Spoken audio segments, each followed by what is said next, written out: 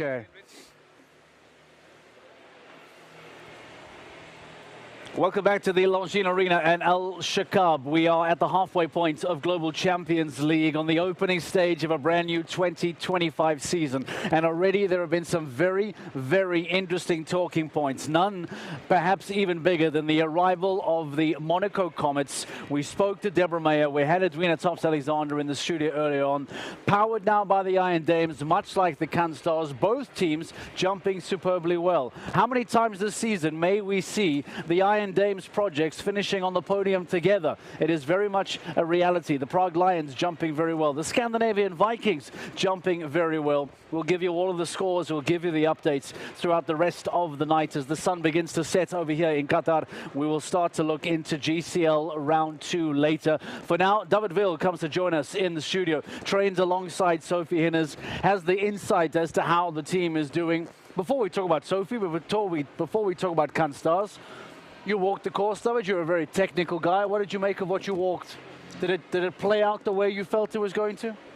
Yeah, it looked like a nice start into the season. It didn't ask the very big questions yet. Is that important on a stage 1 to just be progressive? Yeah, it's nice to ease into it a little bit. I'm pretty sure now the second round will be a lot tougher. We have 5 teams on clear, and yeah, Peter won't keep it that way. Let's talk about the Cannes Stars. Like you say, you work alongside Sophie Hinners. You've got a very good insight into how she performs, how she rides. Jana Fredrika Meyer-Zimmermann as well, who's been in Qatar for a couple of weeks and has jumped really, really well. Your thoughts on how Cannes Stars performed collectively? Of course, very well. 2 very, very, very experienced riders, especially Janne Friederike Meyer, of course, but also Sophie. She is almost like a robot. Doesn't do too many mistakes. And she does have that robot aspect, I understand. And that's what it's about in the end, to always be able to deliver. Are you able to give us some insight to what the Cannes Stars have been talking about in the preseason? Because I imagine at the end of 2024, they come in with such a bang. They become the champions. They surprise everybody. Come 2025, we all have different expectations now. What has the team been talking about in the winter to make sure that they live up to a new standard that they set in 2024? Exactly. Now comes the hard part. Deliver again what they already showed last year, and they set the bar very high themselves. And yeah, that has been the talk over the off season. Yeah, trying to make a really good plan going into this year. They also have wonderful depth, don't they? You mentioned Jana, you mentioned Sophie, who are here in round 1. But the joy for the team is that they have so many options, don't they? So many riders to pick and choose. That's what makes them so strong. Exactly. We have Sanne Thijssen here, who also jumped a clear round. Yeah. So basically, they could have done the team every which way, and they would still have ended up with a clear round in the first round. And yeah, not to mention the other riders that are not even here. What are you expecting in round 2? As I said, I expect the course to be a lot stronger, a lot more difficult. As I said, Peter Schumacher, our course designer, won't keep it that way. That there's 5 teams on a clear sheet. Sure. So yeah, but we have experienced riders, experienced horses. Sophie is going to ride My Prince one more time. He has done it all, seen it all. He was here last week, jumped the Grand Prix as well, jumped very, very good. So yeah, our expectations are still high. Thanks for making time for us, David. We appreciate you going ready for round 2. We'll chat to you a little bit later. Thank you very much, giving us some insight as to what has taken place with not just Sophie Hinners, but for the Cannes Stars, powered by the Iron Dames. A double clear for the team. Jana Fredrika Meyer-Zimmermann jumping clear, and Sophie Hinners jumping clear as well. They find themselves towards the top of the leaderboard now. We might get some more reaction from him. For now, though, let's take a look at the Basel Cosmopolitans, one of the new teams to enter the Global Champions League in 2025. A lot of excitement around this team, a lot of intrigue around this team that has taken a lot of effort to be put together here. We talk about Andreas Schou, but he wasn't there in GCL round 1. It was down to the women. Let's talk about Jana Vargas and see how the team has been put together and how they performed in GCL round 1, as we give you some thoughts and remind you as to what took place then for Basel as they came out for their very first appearance in GCL history in 2025. Excited to see how they're going to perform as well, by the way, for the rest of the season. We spoke to them earlier on. Let's show you how it went out for Basel Cosmopolitans. Jana, your first round for Basel, your first round competing in the GCL for a team, and you go clear. Just sum up your emotions. Yeah, that's amazing. It's a good start. We both jumped clear, and it's already fun. Nopal seemed to settle into the course really well. How did it feel? Yeah, he makes it really easy for me. He's very scopy, and he felt great last week already, and he gave me the same feeling today. Andreas Skau, who manages your team, said to me beforehand he was really looking forward to seeing how you guys go and the confidence coming through. What did he say to you before you went out there? Actually, he left me pretty in my own system, so I think he trusts us enough. And we have a good team, and we support each other, but we don't try to change something too much. So I know he's there, and that's already a good feeling. Looking at round 2, any changes? I mean, I have a different horse, but I would like to do another clear, so same plan. Good luck. Thank you so much. Thoughts from the Basel Cosmopolitans, a wonderful double clear as well from them. Jana Vargas and Sasha Newgard-Lille jumping clear for the team. It's one of the many, many exciting new elements for 2025 that we will continue to unfold throughout the rest of the season. Dan Strange, our journalist on the ground, joins us now for some post-round reaction. Dan, welcome back to the show. A lot to try and unpack, a lot of double clears. We had David Ville in the studio a little bit earlier on. He's suggesting that things should get bigger and better and tougher for that second round to try and dwindle down those double clears. But the reality of an Iron Dames double is still on the cards. The reality of a newcomer Basel Cosmopolitans is on the cards. You have the Scandinavian Vikings as the underdog. You have the Prague Lions with experience. I mean, this is beautifully shaped up for round 2, isn't it? What stands out for you?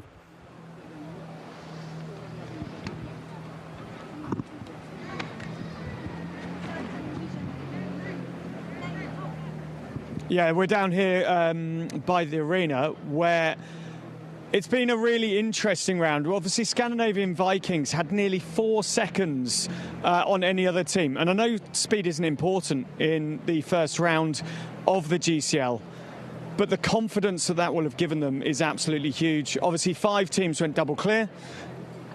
The fact that Prague Lions went double clear, Peter de Vos, Niels Brunsils coming in potentially, that will give them masses of confidence. Can Stars are double clear, they're in a great place. Scandinavians Vikings are really going to have to hold their nerve on this one. For Basel Cosmopolitans, it's going to be really interesting too, because Andreas Skau is incredibly experienced. He's got an inexperienced lineup who've just jumped but gone clear, and they have put themselves in a fabulous position. It's, again, anxious. It's tight down here by the arena, but it's oh so exciting as we go up to 1.60 m in round 2. Ed, I beg your pardon, Dan. I'm thinking about Ed Holloway. We're going to go to him in a few moments' time. Dan, let's talk about what's been suggested for round 2. You've spoken to some of the riders. You've spoken to some of the teams. What are some of these suggestions? What are what are the possible changes we may be looking at for GCL round 2? What stands out? Well, for Prague Lions, of course, Niels Brunsils said he could come in. They were keeping their cards very close to their chest. Scandinavians Vikings definitely ride the same horses, so it's going to be interesting to see how they go, and can they perform at 1.60 m? Have they got the pace when they need it in round 2? Apart from that, everyone was keeping everything fairly tight-lipped. Although Can Stars, Sophie and Jana, I believe, are going to stay with the same horses. My Prince definitely jumping in round 2. All right, Dan Strange, thank you very much for that. We're going to get back to you a little bit later on, start to preview the second round of Global Champions League live from Doha. Thank you. We'll come back to you. Let's talk about a virtual ranking. If things were to end right now, if you were to press the pause button, in fact, press the stop button and end play right now, what would it look like on a virtual ranking? Who then is ahead? Where do they find themselves? That might be interesting to see what it looks like going into that second round. This is what a virtual standings look like now at the end of GCL round 1 in Doha. This is the first official stage of the 2025 season, and it starts with a handful of teams all on double clear. time would come into the conversation. Time would be a factor here, and it is going to be a talking point a little bit later. But the Stars, as it stands, virtual ranking after round 1, based on their time, would find themselves in the best position of the lineup. But again, as we said, with a handful of double clears in and around them, it does not mean that there's other teams that are out of it. There's still plenty of opportunity for them to come into the mix. We'll try and bring that back for you and give you an idea as to how it stands. But for now, though, let's start talking about which of the teams have started to look pretty decent. Sandra Bay Pirates, as we mentioned, Razorback International, all of these teams having perhaps a little bit of difficulty in that opening round. Let's talk about some of the rounds. Let's bring them up on screen for you and we'll take you through them. Try and get some thoughts, some comments. We bring Ed Holloway into this competition as well. Try and get some thoughts from him too. These are some of the standout performances from GCL round 1 here in Doha. As we mentioned, a handful of double clears. Let's then go to the first of them and start to unpack them for you. The Scandinavian Vikings, many people surprised by their performance. Well, they've stood up amongst the best. And they have delivered a wonderful double clear to put themselves in a great position going into that second round of GCL action later on. Deirdre Riley in particular has been really, really impressive here today. And Johan Sebastian Gulliksen has also been very, very good. Both of them delivering double clears for the Scandinavian Vikings. And they look as if they are a threat in the second round. We already mentioned the Basel Cosmopolitans, and we'll get to them in a few moments' time as well. Try and get some thoughts and reaction of Ed Holloway a little bit later on as well. We'll find out what's happening there too. But let's talk about the Basel Cosmopolitans. We'll try and bring him in too and get some thoughts as well. Basel, as we mentioned, looking very, very strong, looking very, very good for that second round. Jana Vargas and Sasha Nugard-Lille both jumping double clear for the brand new team.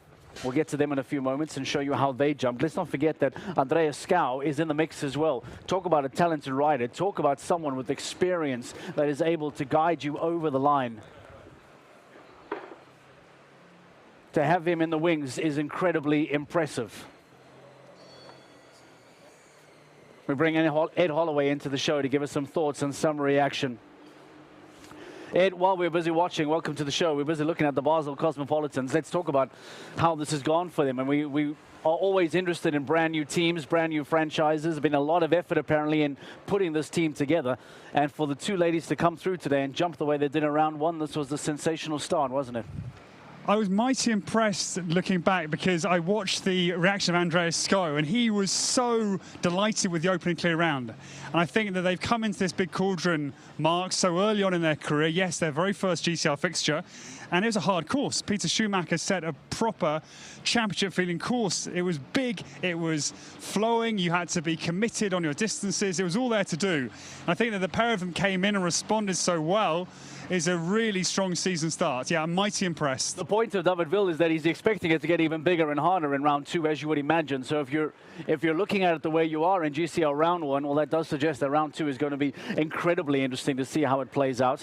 Can we talk about the Iron Dames dynamic? We had Deborah Meyer in the studio a little bit earlier on. I don't think we've quite yet realized the possibility of having an Iron Dames doubleheader on podiums, not just here, but throughout the season as well. Because Stars looks superb. Comets look superb as well. There's real potential here to have an almost 1-2 in an Iron Dames project throughout the season, isn't there? What I sensed was that there's almost like an unruffled nature to Stars. They didn't chase the clock. They wanted to post a double clear. They realized with that second round course looming, that is going to be really ramped up in terms of difficulty. They've come in just quite cool and casual as if say, look, we're the champions, we'll get a double clear. I felt no real adrenaline out there. They're just trying to get the job done, get it started well. And that was my sort of overall impression.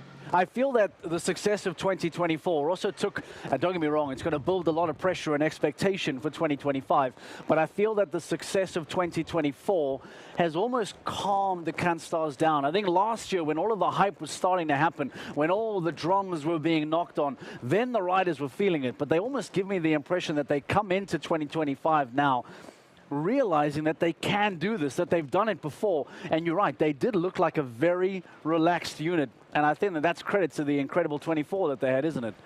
Yes, I saw early on in the GCL first round, the teams were coming in saying that this is a big, hard course. We won't chase the clock because we think the clear rounds are at a premium. And yes, the champions came in, again, oozing confidence, as if to say, yeah, guys, we're here, we're ready, we're not scared. We know what we've got to do is to get clear into the second round. And I think then we'll see them ramp it up, change the team perhaps, and I think then they'll start to show their deadly effectiveness we saw to win the season championships last year. Thoughts on a potential podium? Is it possible that it is anyone outside of the double clears? Are teams that are hovering in and around the fours still in the mix here, or are we looking at those 5 double clears as the only realistic podium finishes later tonight?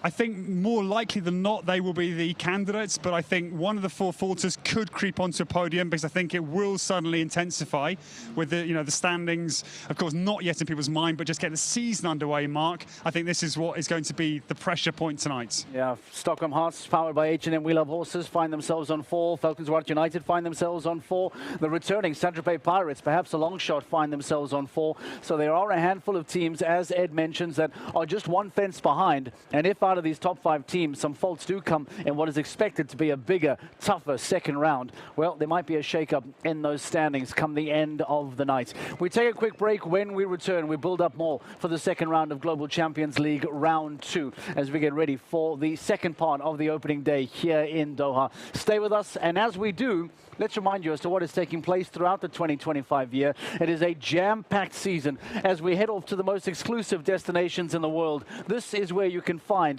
the rest of GC action throughout the rest of the year.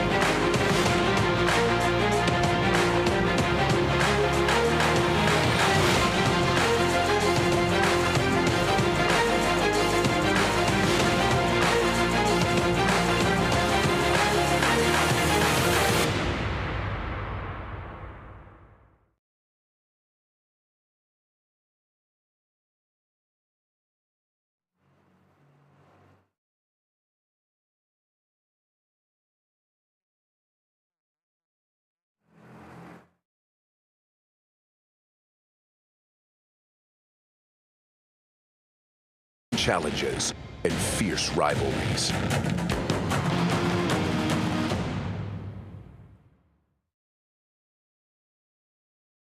The pursuit of the championship continues in Mexico City, a destination that pulses with energy and life. A stage framed by history, fueled by adrenaline. Here, the world's finest riders push boundaries, chasing victory at every turn. Join the Longines Global Champions Tour of Mexico City from the 27th to the 30th of March. A journey like no other begins. The world's most spectacular show jumping tour is back. Bigger, bolder, unforgettable. 16 breathtaking destinations. The world's finest riders. The most powerful horses. 17 teams, each driven by talent and ambition. Precision, power, and passion.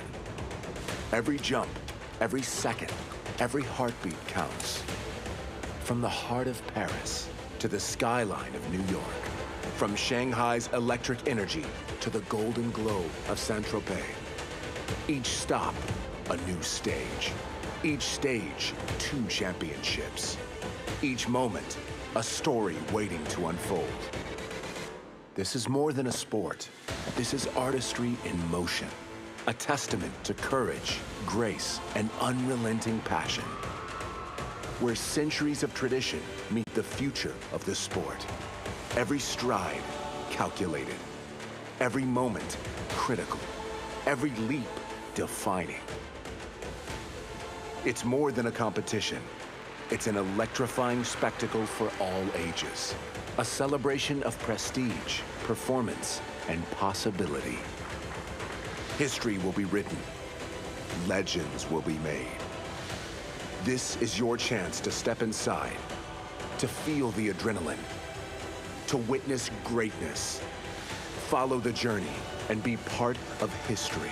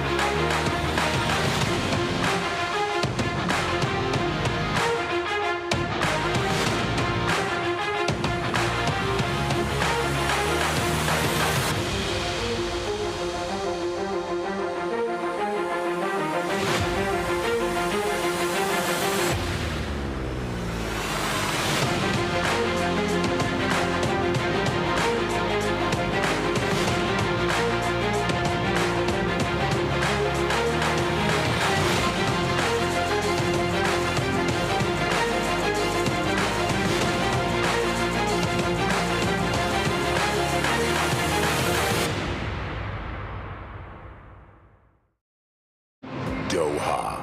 The stage is set for a new season of world-class show jumping, where cutting-edge ambition meets timeless elegance. Each stride, a testament to skill. Each jump, a pursuit of glory. The race for the championship begins here. New talents, unrelenting challenges, and fierce rivalries.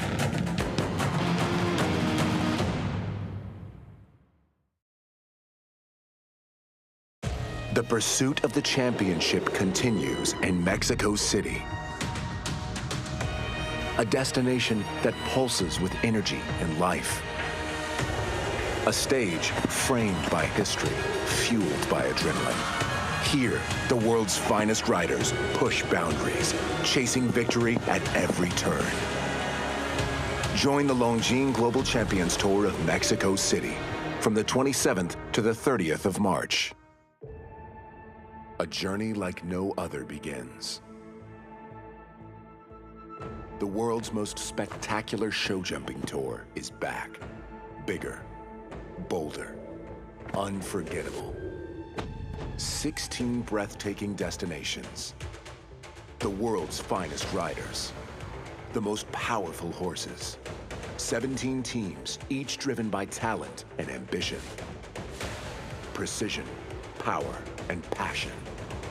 Every jump, every second, every heartbeat counts. From the heart of Paris to the skyline of New York. From Shanghai's electric energy to the golden glow of Saint-Tropez. Each stop, a new stage. Each stage, 2 championships. Each moment, a story waiting to unfold. This is more than a sport. This is artistry in motion. A testament to courage, grace, and unrelenting passion. Where centuries of tradition meet the future of the sport.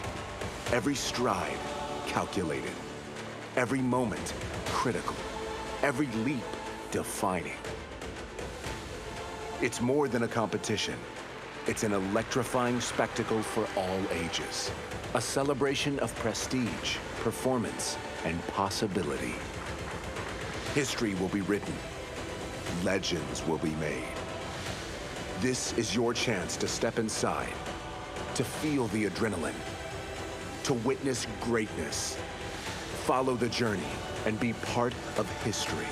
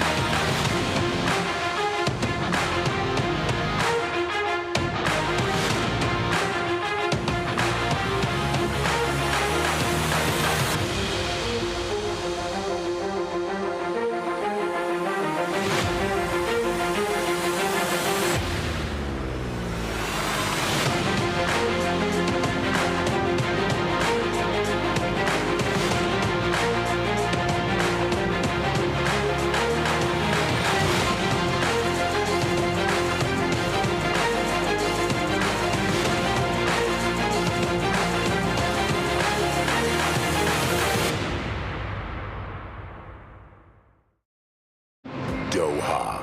The stage is set for a new season of world-class show jumping, where cutting-edge ambition meets timeless elegance. Each stride, a testament to skill. Each jump, a pursuit of glory. The race for the championship begins here. New talents, unrelenting challenges, and fierce rivalries.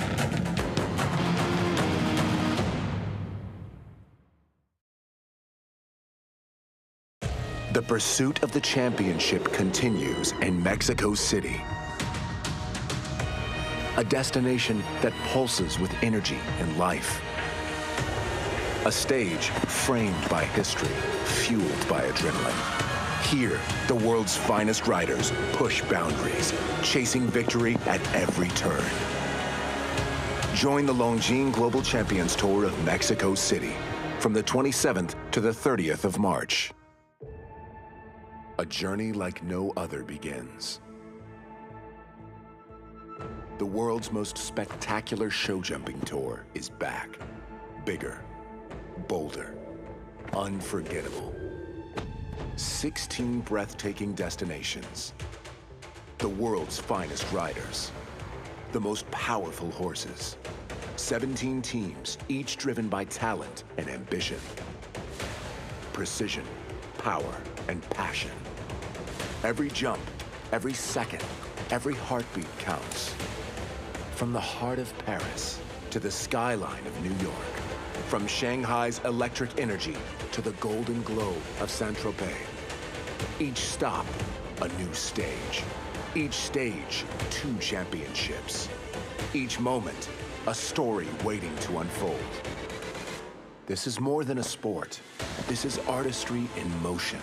A testament to courage, grace, and unrelenting passion. Where centuries of tradition meet the future of the sport.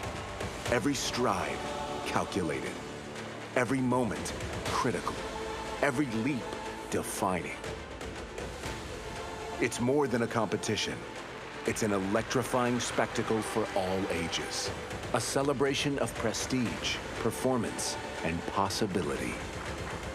History will be written. Legends will be made. This is your chance to step inside, to feel the adrenaline, to witness greatness, follow the journey, and be part of history.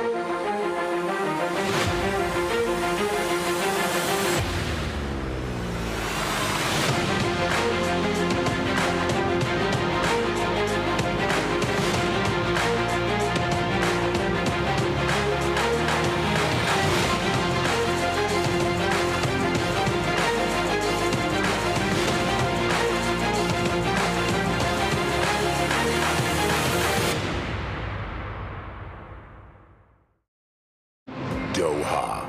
The stage is set for a new season of world-class show jumping, where cutting-edge ambition meets timeless elegance. Each stride, a testament to skill. Each jump, a pursuit of glory. The race for the championship begins here. New talents, unrelenting challenges, and fierce rivalries.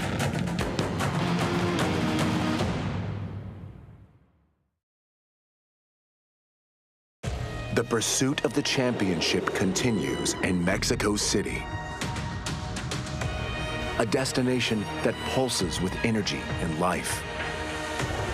A stage framed by history, fueled by adrenaline. Here, the world's finest riders push boundaries, chasing victory at every turn. Join the Longines Global Champions Tour of Mexico City from the 27th to the 30th of March. A journey like no other begins. The world's most spectacular show jumping tour is back. Bigger, bolder, unforgettable. 16 breathtaking destinations. The world's finest riders. The most powerful horses. 17 teams, each driven by talent and ambition. Precision, power, and passion. Every jump, every second, every heartbeat counts. From the heart of Paris to the skyline of New York. From Shanghai's electric energy to the golden glow of Saint-Tropez. Each stop, a new stage. Each stage, 2 championships. Each moment, a story waiting to unfold. This is more than a sport. This is artistry in motion. A testament to courage, grace, and unrelenting passion. Where centuries of tradition meet the future of the sport. Every stride, calculated. Every moment, critical. Every leap, defining. It's more than a competition. It's an electrifying spectacle for all ages. A celebration of prestige, performance, and possibility. History will be written. Legends will be made. This is your chance to step inside, to feel the adrenaline, to witness greatness, follow the journey, and be part of history.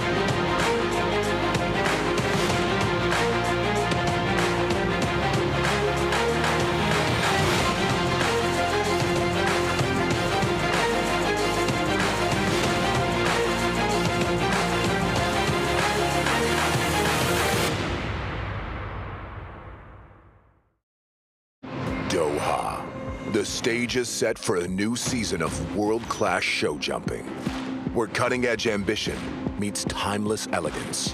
Each stride, a testament to skill. Each jump, a pursuit of glory. The race for the championship begins here. New talents, unrelenting challenges, and fierce rivalries.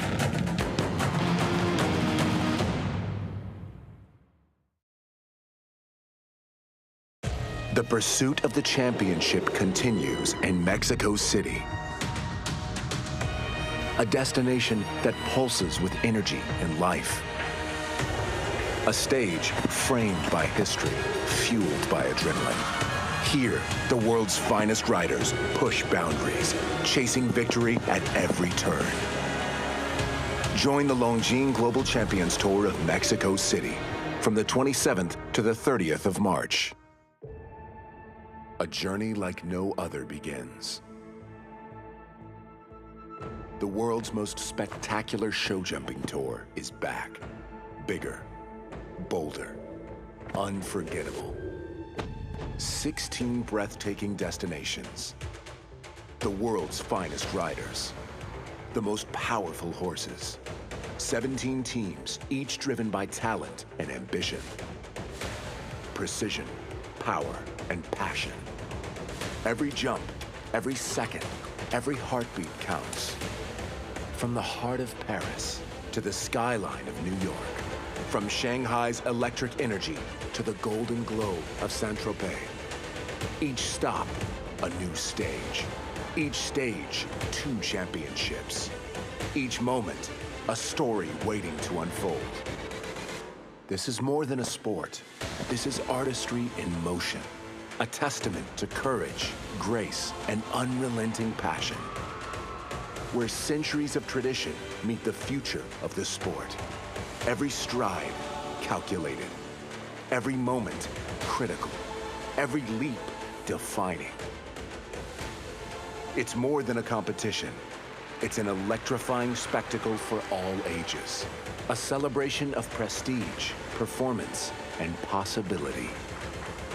History will be written. Legends will be made. This is your chance to step inside, to feel the adrenaline, to witness greatness, follow the journey, and be part of history.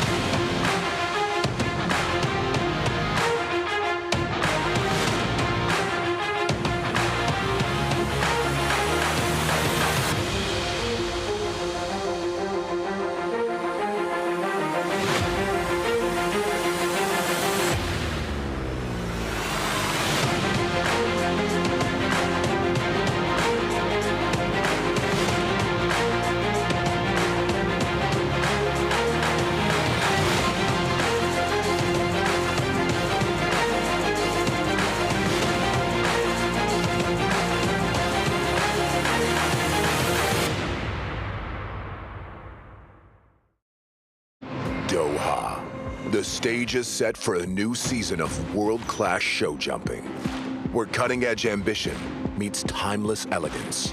Each stride, a testament to skill. Each jump, a pursuit of glory.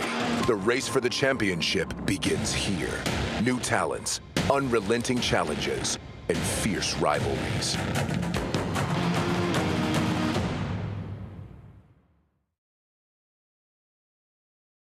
The pursuit of the championship continues in Mexico City.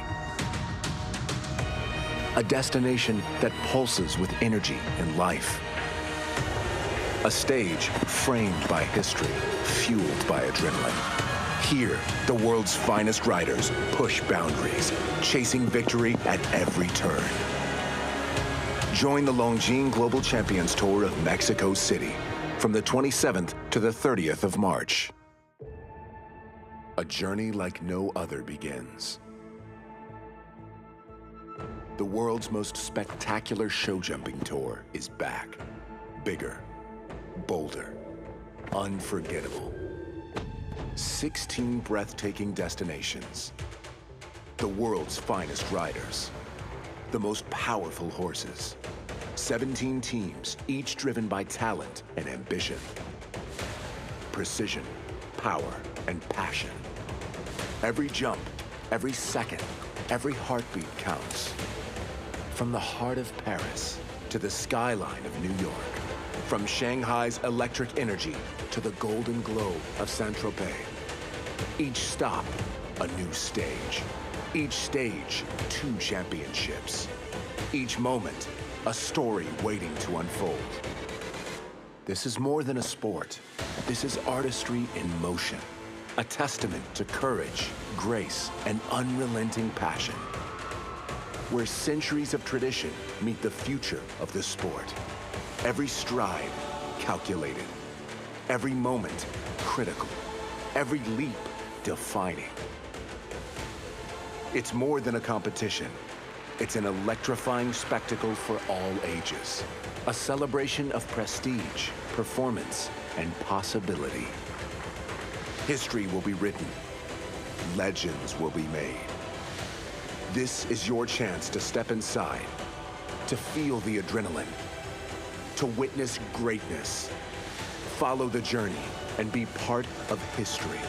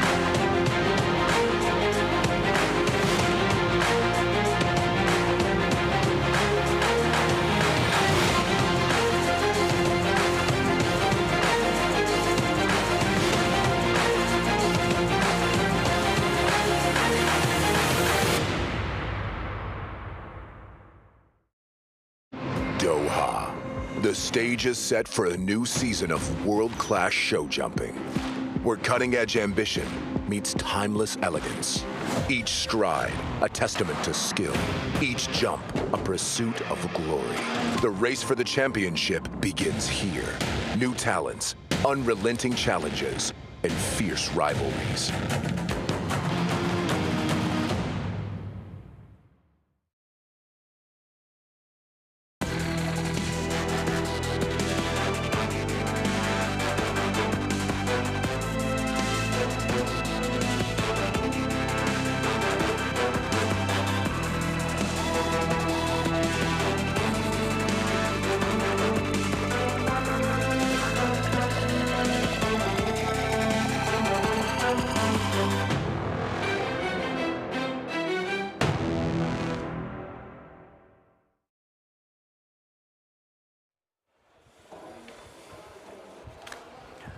Welcome to Global Champions League Round 2, live from the Longines Arena at the El Shakab in Doha. We are preparing for a fantastic evening of show jumping, the best in the world, the most iconic locations in the world, and the very first stage in the 2025 season now officially gets underway.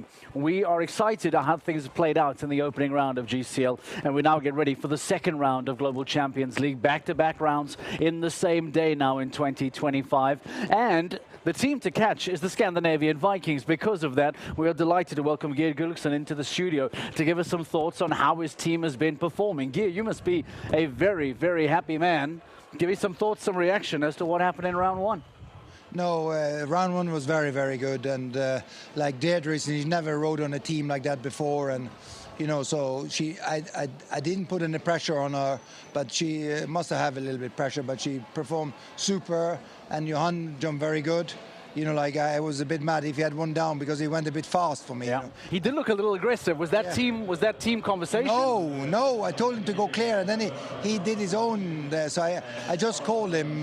He has to sharpen up. I said, now second round we have to go for the team, you know. If it's not broken, don't fix it. I understand. But you are one of the very few teams that has not made a single change. No rider, no horse, nothing. Talk to me about the idea behind that. Is that to keep it consistent? Is that because you don't have a choice? Are you confident with who you have? Why no changes? No, we are, like Deirdre has only one top horse and Johan has only one top horse. Okay. And we said, right, since it's a day, on this show we try to focus on the team. So they both take the 2 best horses and they jump them 2 times today. So that was a strategy from the beginning. But we are very lucky to be in our position, that we are in a position. But also, you know, being in this job for so many years, there's nothing is over before the fat lady sings, you know. Yeah. So now we can be last after this, but I'm not saying I'm not pessimistic. But I tried, the horses are jumping well and they rode well, and if they can keep up the good work from the first round, I think could have a chance, you know. But we're happy if we can. At least we had one good stage and can build on that. Talk to me about the work in the winter, because it looks as if you come to Doha in wonderful form. Everyone looks very relaxed. Team messaging looks very calm. What have you been focusing on in the winter? In the build-up to Doha? No, first to put a team together, and we have a team with a lot of younger, not very famous ones. Henrik went to Istanbul, yeah, and Evelina stopped riding. So I got Deirdre in and Lara Treiber, which is 2 upcoming riders, you know, and I think it's nice to have a team where we give them a chance to develop, you know, like, and we don't put a lot of pressure on. Everybody tries to do their best. It's not like nobody gets like a row of shit if they have 1 down or 2 down, you know, like we try to do the best, and I know the riders try their best, so that's why I think it's relaxed. But we have to focus now, and now we're in a good position, so if we do well now, we can have a good result. What are you expecting in round 2? I see course walk is underway, the riders are in the ring. I don't know if you had a chance to walk it yet. I walked it. What are you expecting? How does difficult. Yeah, how does it walk? You need to be very accurate, you know, like it's easy to have 2 down here, you know. Anything that concerns you, that stands out? No, I don't think. It's just in general. It's a careful course, you know. You have to be accurate on the distances. It's skinny verticals, and, you know, like, you need to be accurate. And if you're accurate and you also jump well, you can do well. But it's very easy to have 2 down here without having a disastrous round. All right, I hope for a good second round. Best of luck to you. Thank you. Lovely first round. Thank you very much, Geir Gulliksen, giving us some thoughts and some reaction for a wonderful start for the Scandinavian Vikings. They will be the last team to go. So, if they are the team that has not made any changes, let's go then to Ed Holloway. Ed, you were talking to us about some changes. Not many teams have not made a change, Scandinavian Vikings being one of them. What stands out for you, Ed Holloway? Who has made some important changes, big rider changes, horse changes? Talk to me about that round 2 star list, how different things look.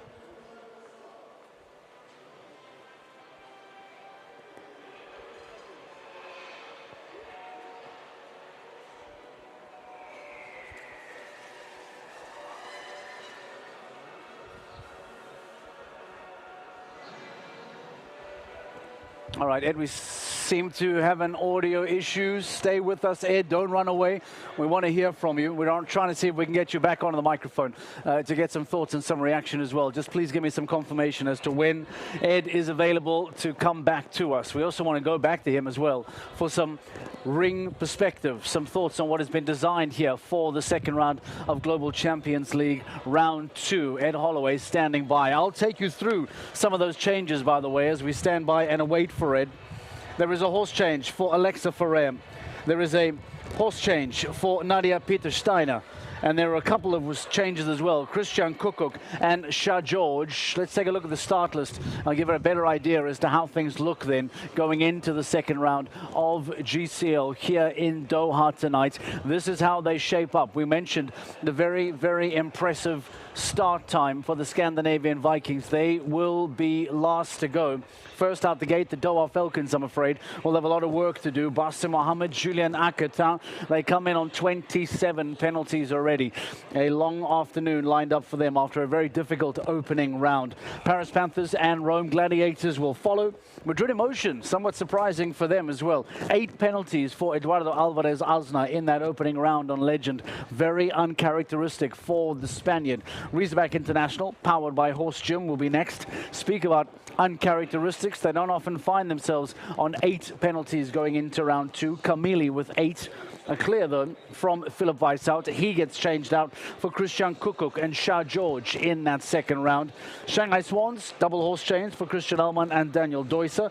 And the Istanbul Warriors, powered by Carpe Diem Equestrian Team, sees a horse change for Abdel Said. Bonnie Ami, former LGCT Grand Prix winner here last year. No real surprises there. Saint-Tropez Pirates and the Stockholm Hearts make up the halfway point of the GCL second round. We'll take a break and return for the second half of that second round. We are still trying to see if we can get hold of Ed Holloway and see if we can get some course talk reaction as well to see what has been built in that second round that the teams are going to have to deal with coming up in a few moments' time. We also have Dan Strange running around in the ring for us to get us some thoughts on some of the riders. If things were to stand as they were right now, let's show you what a virtual ranking system would look like. The Scandinavian Vikings would go on to win the stage and take maximum points. The Basel Cosmopolitans, a brand new team in 2025, would get onto their very first podium. And the experienced Prague Lions, powered by the Czech equestrian team, would finish in third. It would then be an Iron Dames 4-5 as the new team of the Monaco Comets would then find themselves just ahead of their sister team, the Cannes Stars, and Falcons White United in 6. Mexico, New York, and the Stockholm Hearts would then make up the top 9 teams. A lot to talk about throughout the build-up of tonight's show. We also spoke to Andreas Skau a little bit earlier on. We'll see if we can try bring him up as well. Some thoughts from the Basel Cosmopolitan manager. He would have been very, very happy to see how his team performed in that first round. A lot of excitement around them. Jana Vargas and Sasha Nugard-Lille jumping double clear in round 1. And now with the rider change of Andreas Skau, the experienced man on Napoli now comes in for that second round and will be hoping to try and build them and take them over the line. They'll be the second last team to go later on tonight. So a very good start position for the newcomers, the Basel Cosmopolitans, all before the Scandinavian Vikings of Deirdre Riley and Johan Sebastian Gulliksen. They will be the team in pole position, the team to catch. The thoughts and riders' reaction is important to us now. Dan Strange standing by for us to give us some thoughts and some of those reactions as well. Dan, welcome back to the show. GCL round 2. We are getting ready for the start of that. So let's show you a beautiful shot of the stadium, by the way. A nice wide shot of how it looks like with all the riders inside the ring. Happening just behind me, the official course walk right here as they prepare for that second round. Putting in those measurements, putting in those strides. For those that are new to the sport and wondering how and why the riders are doing that, it's important for the riders to measure the distance between each of the fences. This will help them guide their horses to the right amount of steps just before takeoff, before the launch of the fence. That course walk element becomes crucially important for each of these riders to know exactly how them and their horse need to ride between those fences. This becomes a very important part as we continue building up here to the second round of GCL here in Doha. You're joining us for the opening stage of the 2025 season. As we get ready for the action, let's go through and see if we can start some of the build-up here tonight in a few moments' time. As we mentioned, starting order, the Doha Falcons will be the first to come out in that start list. Paris Panthers, we welcome them back for 2025. Nice to have them return after that wonderful championship run a couple of seasons ago with the Razorback International. Rome Gladiators, now powered by Cavaliere Toscana, make their way into the lineup in third place.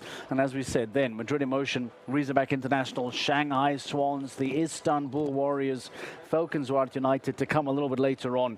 And then Canstars and the Monaco Comets, both powered by the Iron Dames. We spoke to Deborah Meyer, the owner of Iron Dames, a little bit earlier on. She spoke to us about the project, the dream of the Iron Dames, and the amount of energy that they are putting into the world of show jumping, the amount of time and energy and finances that the Iron Dames are contributing into the sport, trying to allocate the best riders with the best horses. It equaled success in 2024 when the Canstars were able to win the overall GCL title.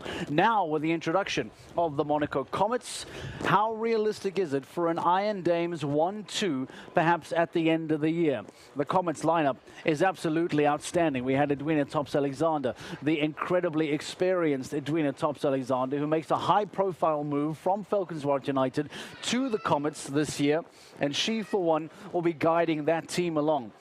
Jean Sadran comes into the side as well, and Yoli Mitlineo jumping clear for the team too. They have lots of talent, lots of ability in and around them, and I have a feeling that the Monaco Comets may well have a lot to push for later on. There is that wonderful, beautiful wide shot of the Longines Arena at the El Shakab here in Doha that we were referring to a little bit earlier on.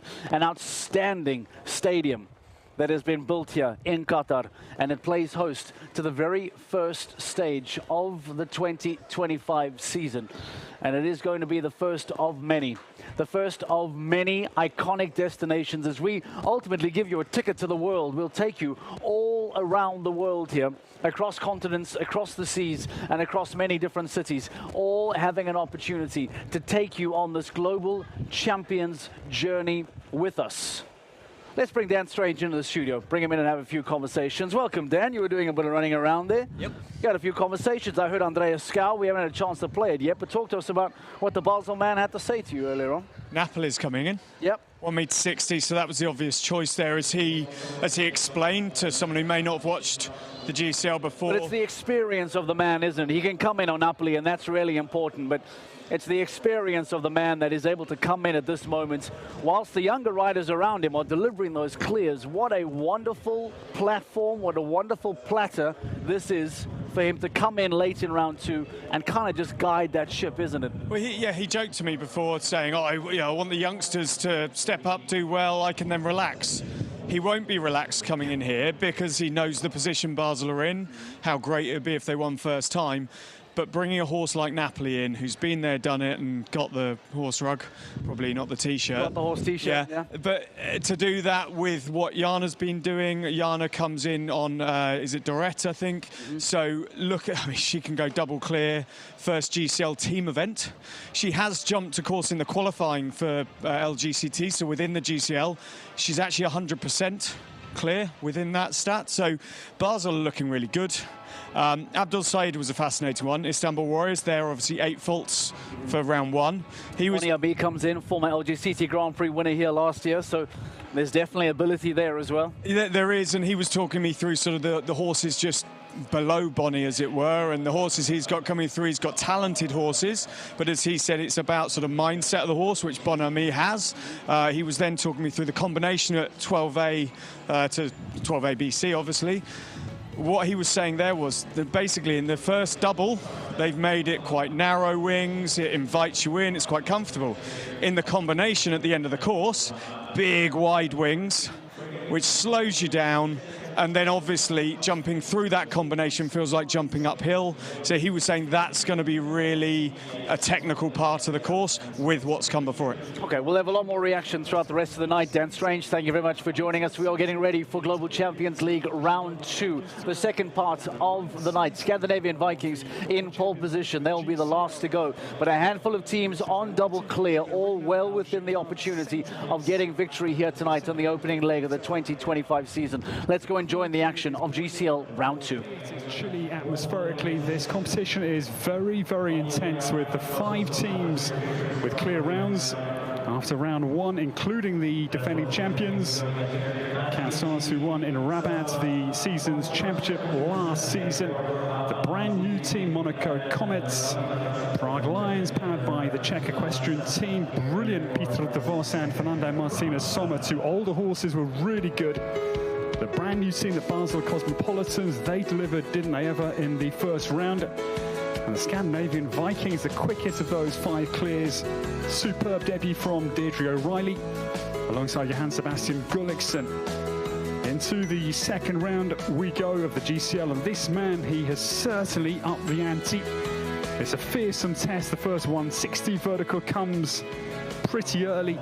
That is the Prague playoffs max height fence at 5, and then it's another 160 vertical. We'll take you around the course in detail shortly. Will come at 6, but Peter Schumacher from Koblenz has certainly set a fairly fearsome challenge for this second GCL round, which now also acts as the qualifier for the Longines Global Champions Tour Grand Prix here on Saturday.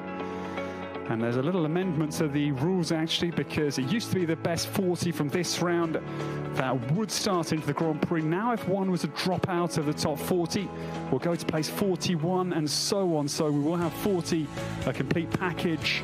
Will be certainly turning up here on Saturday for the opening Grand Prix of the Longines Global Champions Tour this new season. Rikke Blender-Barker had a torrid time in the first GCL leg round 1. Empire SBK was not playing ball, but only 9 years of age. And we go in reverse order as of the results of round 1. And Philippe Rosier will lead us into battle. I'm very excited to see the likes of Efes Yahi Independent. Great horse that Andreas Sko used to pilot. That's a very good horse that won the 5-star Grand Prix in Sopot a couple of years ago. Khaled El Mobti's got his favourite horse, Space Cake, to start at 18. And Niels Brunsels was very good on his young horse, but it's Origi van der Ruytershof to come for him. And Emmanuel Camilli's got his great season campaign at Odense Odeveld.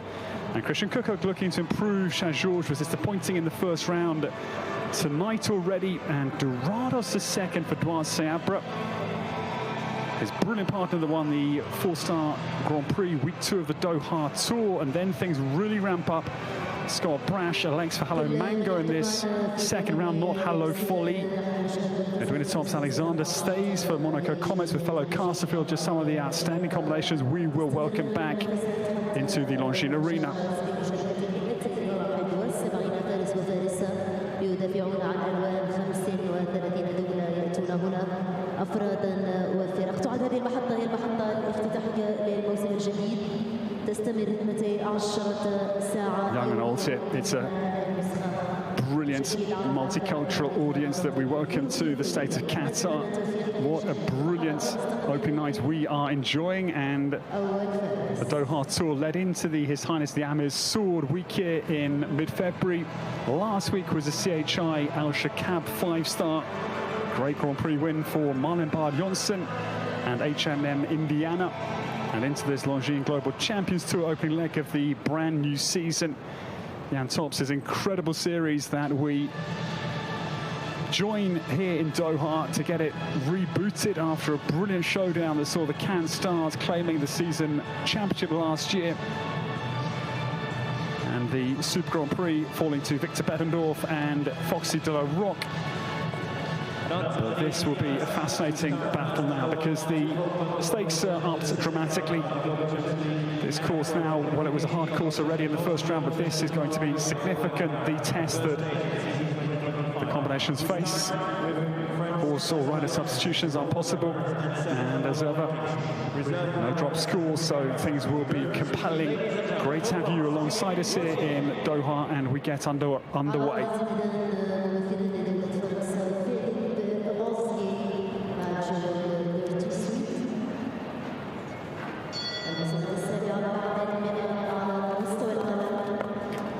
This course of Peter Schumacher, just 10 metres shy of the half kilometre, 490 metres and 79 seconds, and Philippe Rosier will lead us into battle. This is Dirty Sweets getting underway. We have the 21 individuals to come initially before we start the GCL pairs. There'll be a little 10-minute break between the end of the individuals to see who qualifies. Of course, there's a muddle between the individuals and the GCL riders for the Grand Prix qualification. Philippe Rosier down to the 160 tool prime playoffs vertical. Dirty Sweet then rounds this brand new fence, this very intimidating black rail, just rattles the top, it stays. Dirty Sweet then keeps vertical. You can't dwell on a moment. A hanging rail is just old news in the top class show jumping rider's mind. Dirty Sweet down on this far side. 4 strides, quite a short fall down then to the 160 vertical. Then it's a 7-stride distance down to the 155, 160. Big square, global champions Oxa. This the treble on the home journey. And Philippe Rosier gets off to a brilliant start here.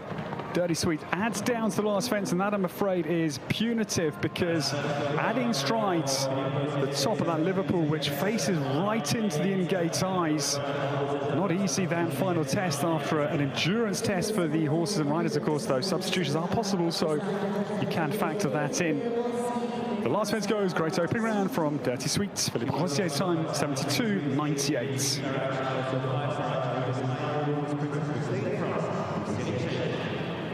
دائما مع فرسان وفريسة دولة فرنسا عرضية ميدان سيرين شريف باجر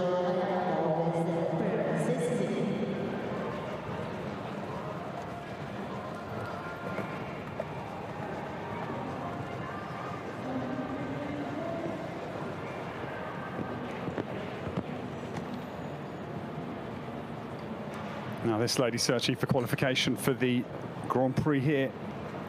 In 2 days' time, Serine Sharif is on the course. She's a Parisian initially. She moved with her mother and brother to Qatar in 2011, but yeah, that is a big fence, 158 tall. The 4-rail green vertical goes early.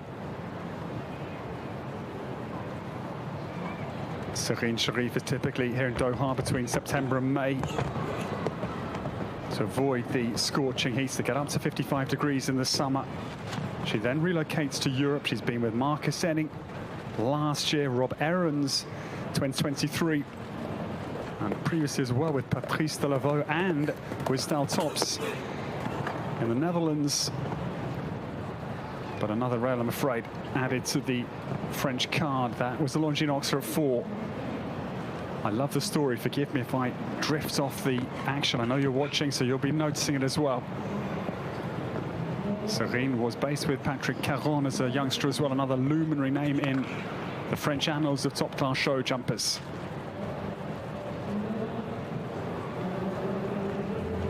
This horse owned by the Ashford Horse Trading Company, where Serine has been based for the last 2.5 years.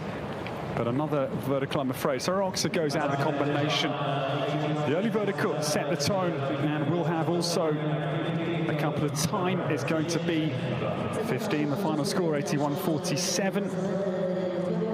3 3 on the clock, plus the 12 jumping penalties for the very talented rider for France, Simon Merve-Hervers. Princess Z has 50.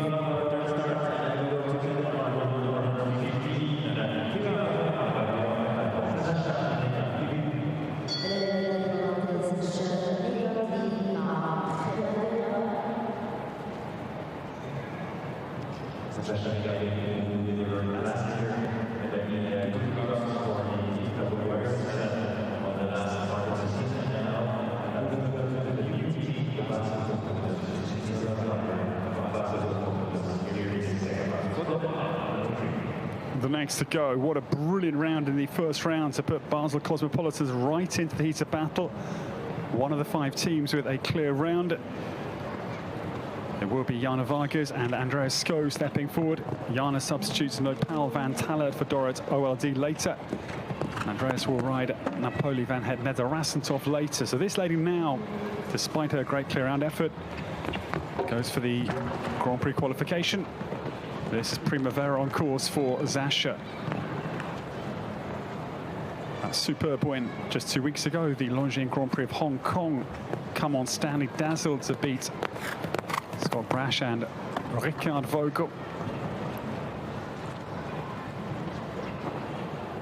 This horse had a very good late finish, her first top 10 finish on a Longines Global Champions Tour Grand Prix. Came in Rome, 9th place with Primavera in September. Circus Maximus and the Milo Carthago mare, according to Blensky, the dam sire, owned by Andrea Zuccolillo. For Zasha, turns down, homebound. I think the rails will be flying tonight. That is for fairly certain. It's a big old course. The cold conditions added to the test this afternoon into evening that some of these horses are facing. Yes, this horse. She's done her second round, so she will be a little bit leg weary, no doubt. But that was the mistake. For penalty 71.55 for Zasha, Migard, Lille, and Primavera.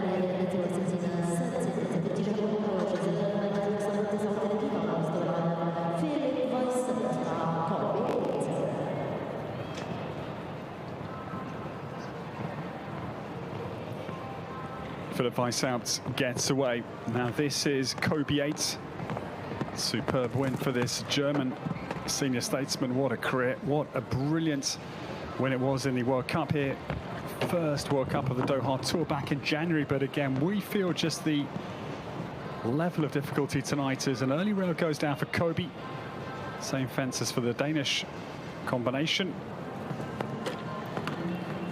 And the 160 vertical again hammered out of the cups, I'm afraid, by Kobe 8. Contagio's son, owned by Alice Lavette for Philip.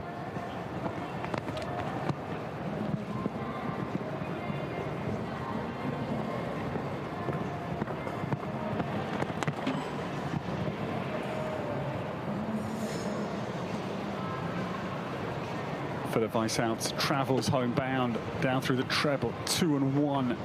Kobe 8 again just gives us a very accurate reflection of just how difficult this course is this evening. It must be, with the 5-team clears, to really separate the wheat from the chaff, but it is going to be the 2 down. A penalty 71.35 was the quickest time by 0.2 of a second. The Weishaupt goes into 3rd place.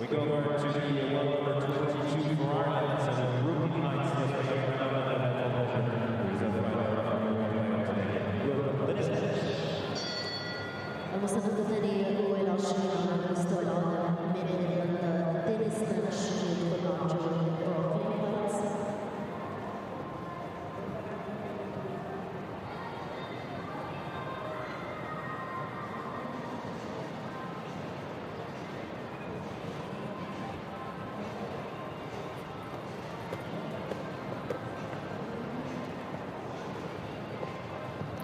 Dennis Lynch comes into the cauldron with Little wood splinters flying around the air in Qatar. Pole after pole has been toppled so far, but this could be the man, I think, that could be the one to deliver clear round number 1. We watch with bated breath. Brooklyn Heights sets off powerfully. These two big oxes rolling back. 152, 160, 150, 160. Brooklyn Heights committed down to 5. Dennis Lynch did not sit quiet, just drove the horse into the perfect takeoff points.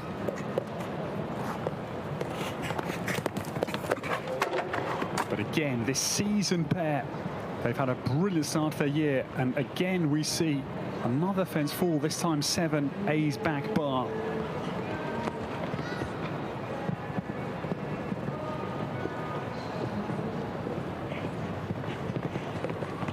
Dennis Lynch charges down to the global champions ox. Now the home turn. He will be way up on the time here of Zasha Nygaard-Lille. But it is still a 4-penalty round. Dennis Lynch down to the final fence into its very base, but it's a super round. 68.83. And already you start to think of how many clears we will see this evening. The quality, of course, is astronomically high, but you just start to think 55 combinations to come forward of how many clears there will be. I don't want to stick my neck out on the line, but I'm sort of thinking that about 10 would be my instinct.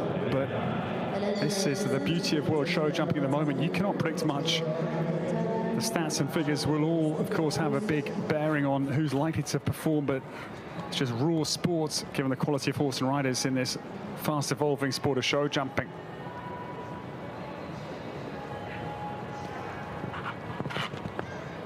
The new starter, Roberto Previtali.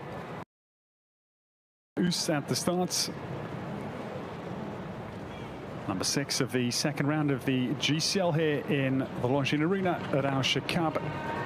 The second round, the GCL round number 2, the qualifier for the Grand Prix here in 2 days. This round stands alone as the qualification. The first round determines the start order in this round, but there will be additions in terms of those who have done enough to qualify if you like. Roberto. This grey powers down, very again tight on takeoff to the 160 vertical at 6, but they leave it standing. He's 11 years of age, son of Corne Tablinski, cross to Balubé de Roy. In colours of the Carabinieri, beautiful setup to 9 again. This is a fair masterclass of Roberto Previtali's abilities. He's had a very good spell here, start of this year on the Doha Tour, was a regular podium finisher, and Esteban de Oos is going to come home with hopefully here the opening clear. Met the last very flat, but still the grey, the son of the legendary Corne Tablinski, can clear it, and that is the opening clear of the second GCL round here. Leg 1 of the new Longines Global Champions Tour season. 7727 is a superb exhibition. This course is jumpable. That will send some positive messages back to the paddock that this course is jumpable, which we, I think, thought, but still, talking to some of the riders out there, they are all very much certainly respectful, if not mildly fearful, of the test of Peter Schumacher.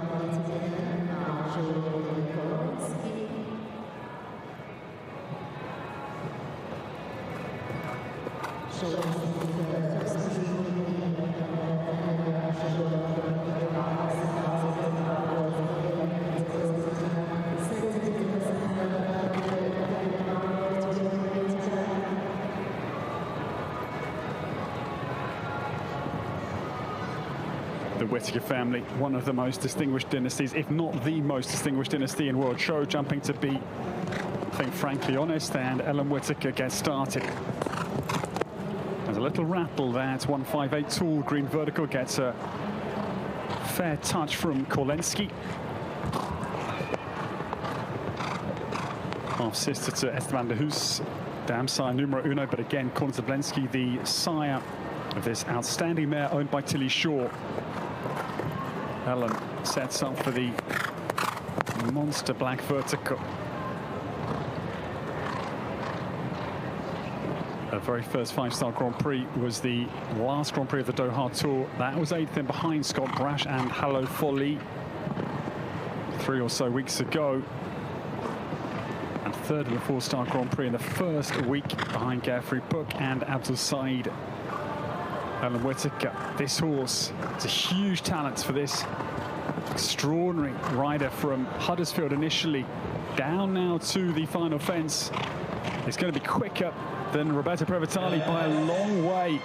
Wow, that's brilliant. 5 seconds to good, 5.08 to be precise, and Alan Whitaker takes a commanding lead.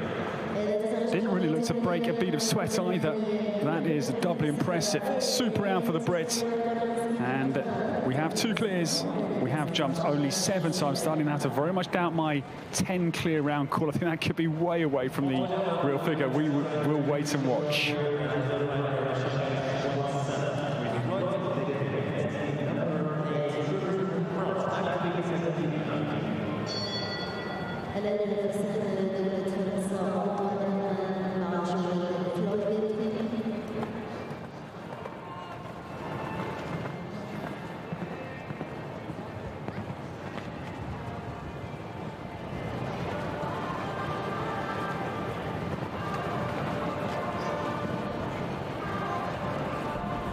This will be fascinating to watch Antoine Herman coming to tackle this second round course, because he is a man that is very much on the move in a world sense. He is an outstanding talent from Macon-Chantrey out to the east flank of France near Lyon.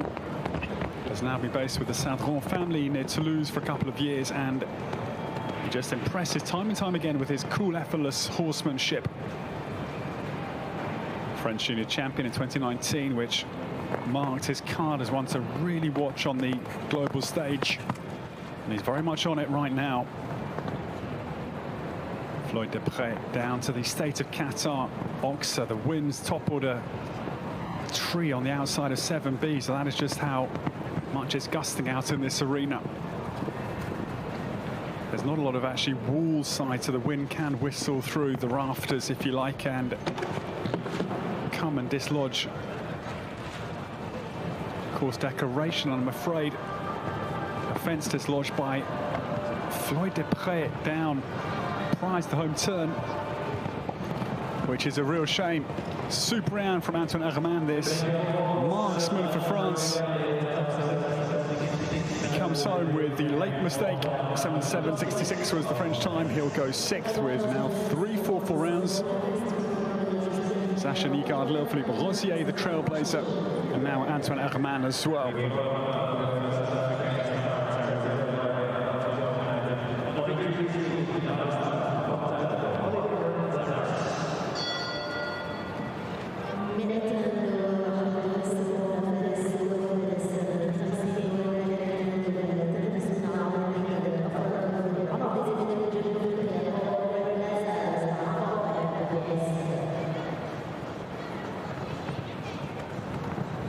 The new starter, Oliver Lazarus, gets away for South Africa. He's 37 years of age.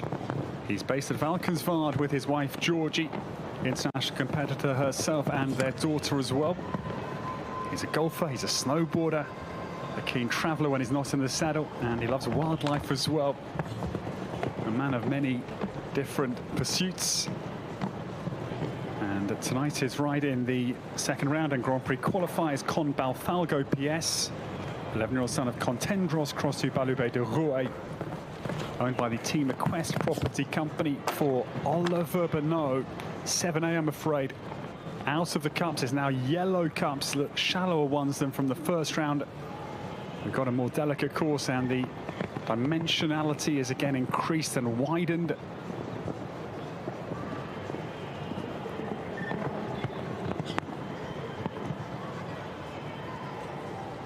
Oliver won the British Young Rider Championship with Goofy at Hickstead back in 2005.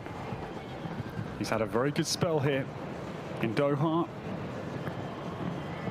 He's had a lot of good wins. Butterfly NML Had a great win on the Doha Tour. He won a 5-star class in the H. Amir's Sword Week here. Missed Paris, but again, not easy out there at all. 7 A's back bar, white clean by our course team. And still we stay with the 2 clears. 75.92 was the time for the rider for South Africa.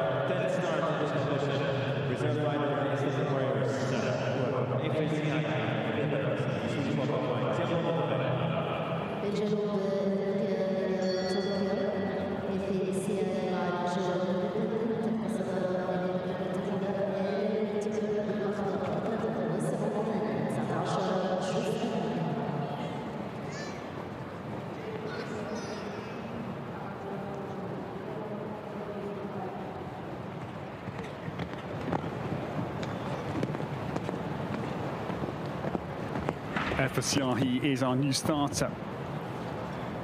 He is the owner, team manager, and a rider for Istanbul Warriors. They struggled in the first round, sadly, with 8 penalties. 1 down each for Abdul Said and Simon de Lestre. This is the superb independent on course. Gelding son of Diamant de Revel crossed the careful.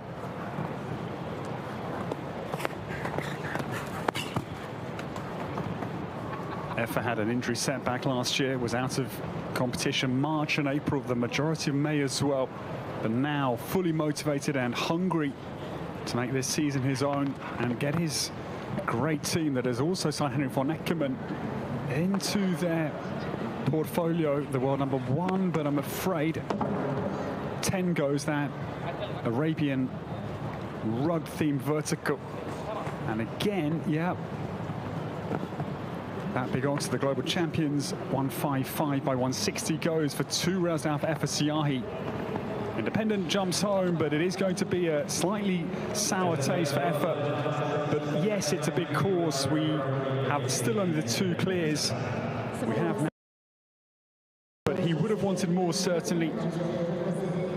But as we say, 55 coming forward to try and qualify for the Grand Prix, and we'll take 40, and if there are withdrawals, the change this year rule-wise will go down to 41 and 42 depending on whether there's 1 or 2 withdrawals. We hope not, of course, that the horses are fit and well, but that is sometimes a component of world-class show jumping.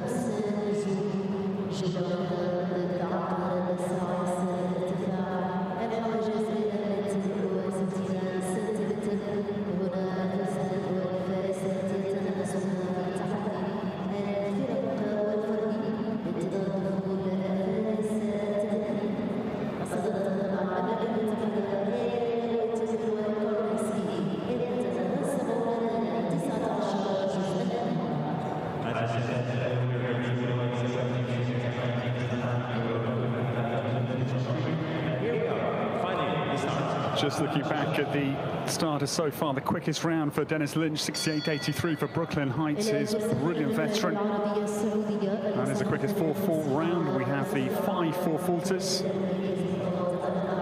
with the 2 clears. But now we come to this very competitive man for the Kingdom of Saudi Arabia. Abdullah Al-Sharbatli prepares with Alamo. Now this, the former Steve Gerdin Ride World Cup final winner as well with Steve previously. Abdullah himself won the individual silver, and behind Philippe Lejeune at the Worlds in 2010 at Lexington, Kentucky. Gothenburg last week, and Abdullah, he won the Gothenburg Trophy in 2010 with Goldex, but it's a very frustrating start for the Arabian. Incidentally, only ever winner of the Gothenburg Trophy.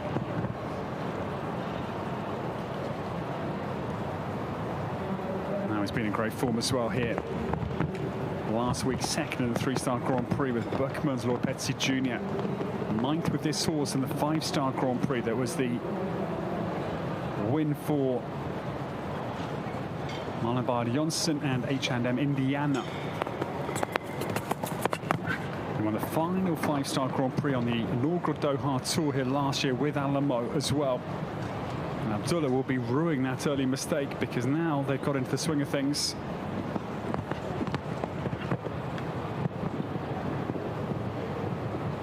We talk about pressure, of course, mainly at the tail end of the season, but I don't think we should at all underestimate pressure right now, because teamwork, whether you're part of a team, whether it's your team at home as an individual rider today, is huge, and you just want to get this big Longines Global Champions Tour season off to the perfect start. So I think that is added pressure at this end of the season as well. Well, it's going to be 2 down, I'm afraid. The 1 down out of the treble as well. 12C for Abdullah Al-Shabatli. Alamo will complete, but again, disappointing for the Saudi Arabian. His time 76.91, but 8 penalties out on the course of Peter Schumacher.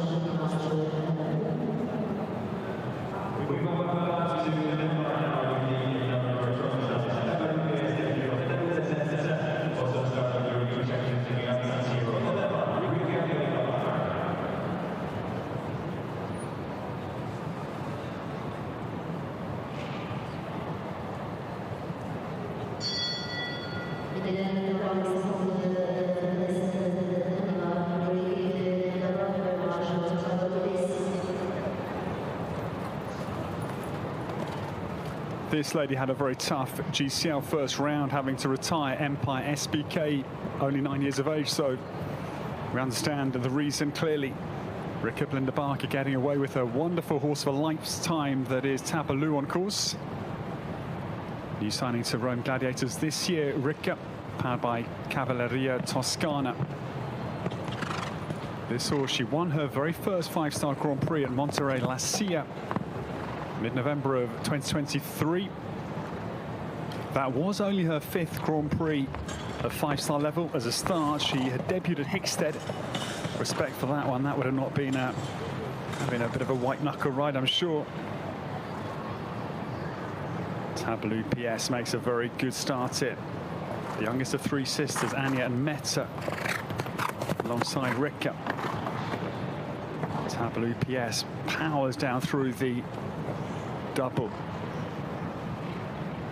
And of course, important to say, if there was equality on the full score for place number 40, then it will come down to time. So that is the other important part of tonight's Grand Prix qualification. That is why you've got to try and be clear, but try and be quick as well. And if you were to have one down, hope for a quick 4-faulter or a quick 8-faulter, come what may. But this is a clear round all the way, and I'm delighted for Rikke Blinderbarker, because Tabalu is coming good once again here in Doha. Little rub on the last, but oh no, it is 1 time penalty, 0.82. But surely would have done enough to qualify for the Grand Prix in any case. So I don't think the Dane will be too bothered, but that was an explosive round. 1 time, but surely qualification, that was primary task tonight, will be achieved.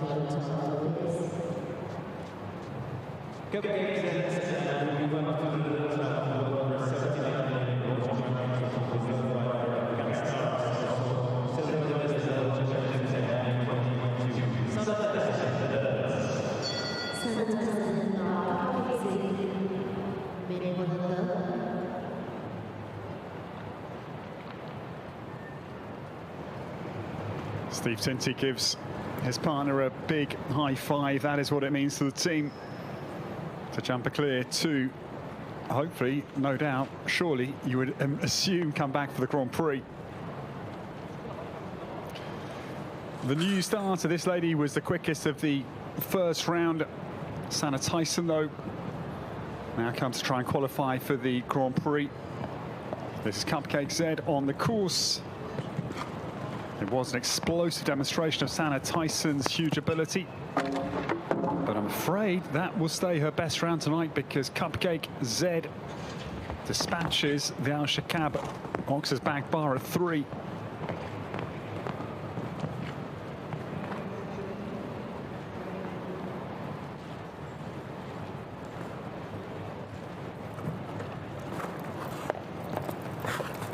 Sanna Tyson lopes down, yeah, but deep into 7A, and then 7B, of course, a long stride then. Both parts there go as well, so this is out of sorts kind of around for Sanna tonight. Yeah, Cupcake Z then rather knees out, now vertical on the far side at 10 as well. Not at all what Sanna wanted, and I think we're staring a retirement in the face here. Yes, the hand goes up, and we say a sad farewell to Sanna Tyson. Reddened in face, understandably, and I'm very sad to see her form evaporating tonight after a brilliant opening GCL round 1 with Conquidam. Cupcake said retires from the GCL second round. Sanna, I'm afraid her Grand Prix chances of qualification reduced to 0.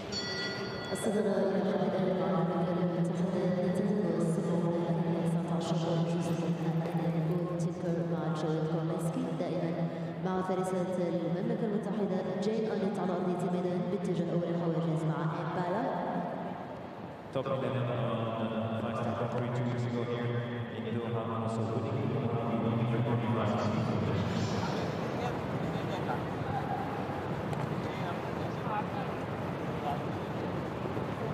the new starter, Jane Annett, gets away for Great Britain. Jane, who trains with Scott Brash, based in the south of England. Rattles the early fence with this superb Impala, but it stays. Impala, this beautiful liver chestnut, he's immaculate. He's got a gloss to his coat, looks a real picture of health and equine well-being.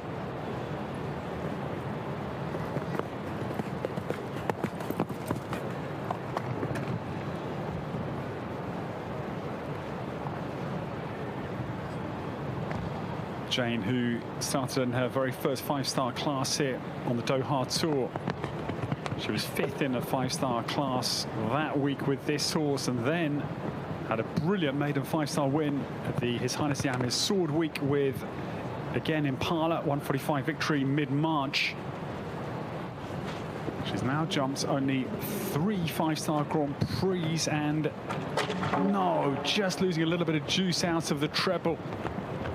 Last fence goes. That is a real wound for Jane Annett, because it was a superb exhibition.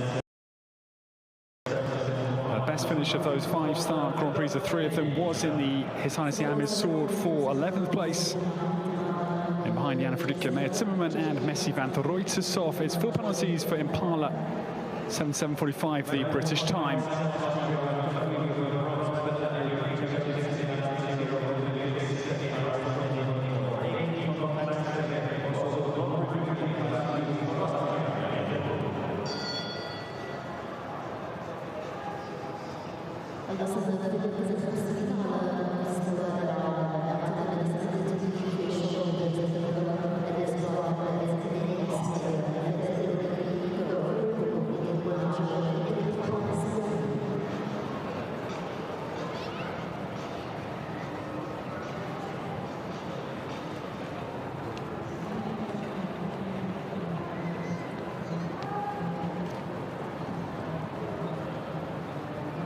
The next to come is the brilliant Austrian from Lamprechtshausen near Salzburg, on the far western flank of the beautiful lakes that form Steiermark. I'm lucky to live not too far from Gerfried-Puck at Bad Aussee. It's a beautiful region of Austria. Electron Axel, the 5th, is on the course. Now this horse, who won the very first 4-star Grand Prix here on the Doha Tour in early January, Gerfried-Puck, I think will be our third clear tonight. I'll put it right out there. He's a determined, gritty, seasoned man.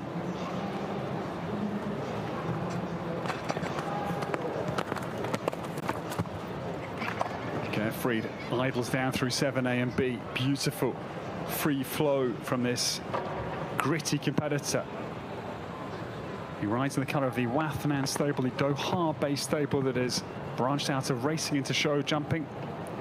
Was the initial band ambassador for the team that is trained by Rob Aarons.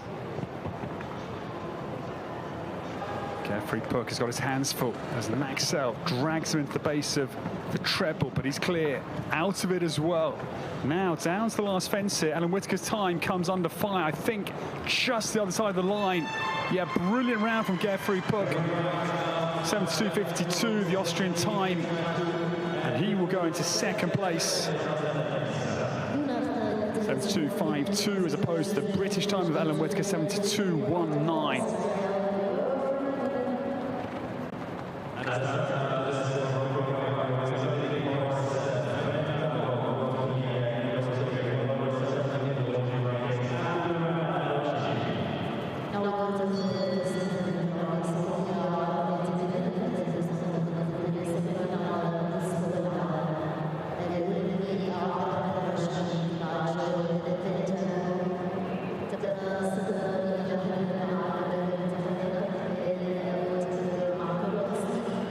third clear, opened up by Geoffrey Book. We are 15 into the 21 individuals to come prior to the GCL round 2 gets started in earnest. And the spread second-wise, it is 5.08 that separates places 1 to 3 as we stand. Ellen Whittaker, Geoffrey Book and Roberto Previtali. The one agonising time penalty for Rikke Belinda Barker. And a tableau PS in 4th place. But now this outstanding combination. Abdurrahman Al-Raji getting away. Ventago on course for Saudi Arabia.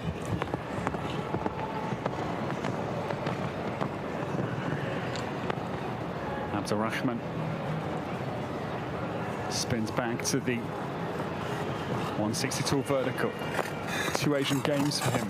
Incheon, Korea 2014 and Hangzhou in China 2023, where he won team gold and 7th individually with this horse. But I'm afraid I stuttered because I'm absolutely surprised that Ventago has had a rail down the front of 7 Oxygos. He's been here in Doha since the start of 2025. He's been in great consistent form, but yet to have a big win, and he's still waiting, I'm afraid. He won the World Cup in Kuwait with Braver on the 4th of January. Ventago down to the Liverpool Rustic at 13, but it's a real surprise for me. I thought that pair, grits his teeth, shakes his head a little bit. Would have been ones that would have posted a clear round, but 7A, I'm afraid, is the red 4 on the Saudi card. The time was quick. He was going to go into 3rd place. 72.84 for Abdurrahman Al-Raji for the Kingdom of Saudi Arabia.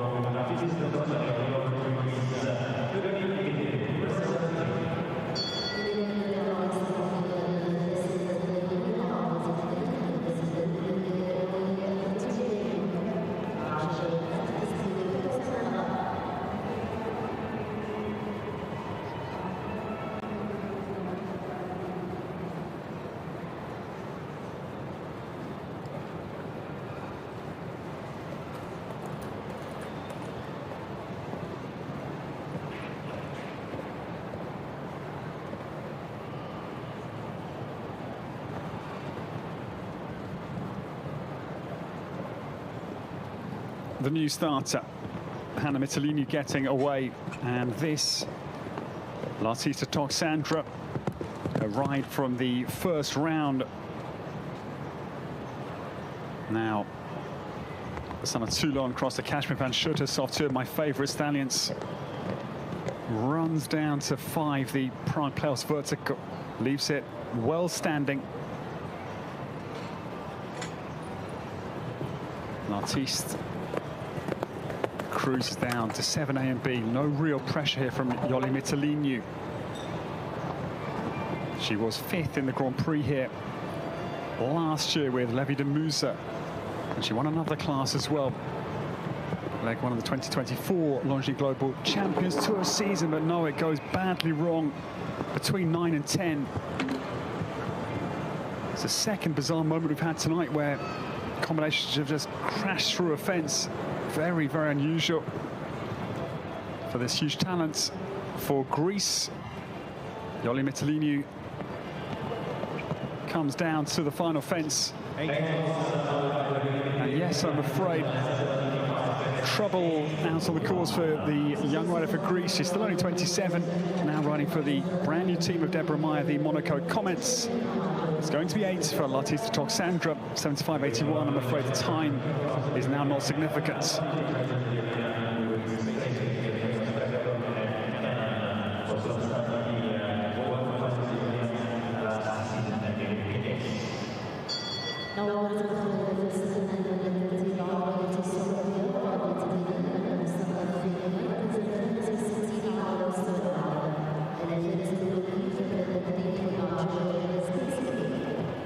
Bear in mind, there's 17 teams to come in this second round of the GCL.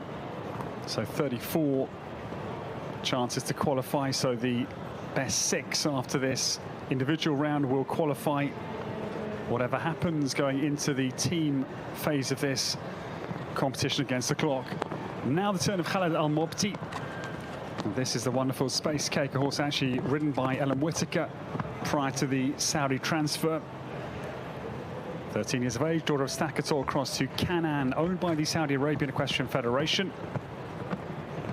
And bred by Poshok Kamolo's Gestud Lewitz up in the northeast of Germany. Absolute, of course, mill of world-class horses coming out of Paul's hands. How we remember the great Deister, the Space Cake, everything standing here, Khaled Al-Mobti. 26 years of age. He's got a small team of horses. Jaguar King, the most talented horse he describes, but this horse, his most favoured friend, special, unique, but pure operator. And the mare now, poor Bobbles 12, it stays. Bobbles B, it stays, but the out doesn't, I'm afraid. Oh, the rub of the green coat to Saudi Arabia just couldn't quite hold out there. A couple of strong rattles, but Space Cake just descends fractionally early on the back out of the Oxa, back bar out of the Oxa. At C, late fourth, Khaled Al-Mobti. And 73.22 was going to go into third position. Super effort, the penultimate goes.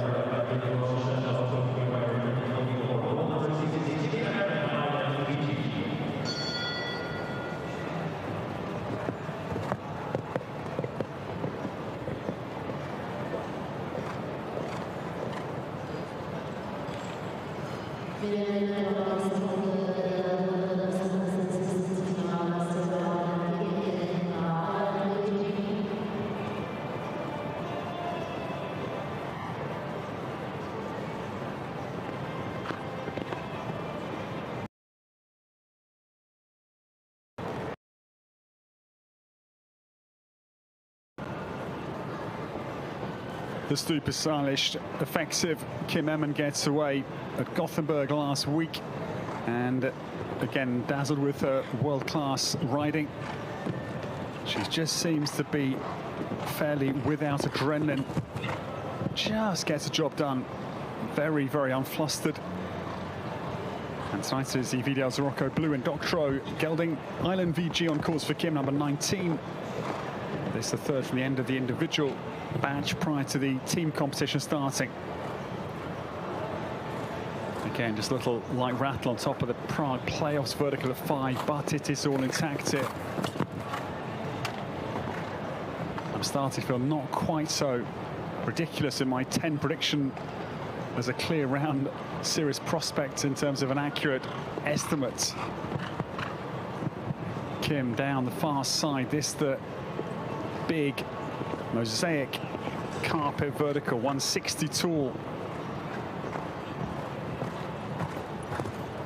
Island VG, 72.19 of Ellen Whittaker, still the quickest round, will be outside the British time, will be outside Geoffrey Puck, but Roberta Previtali's time, 77.27, comes under Dutch Fire and quicker. Into third place goes Kim Emmen, real exhibition again.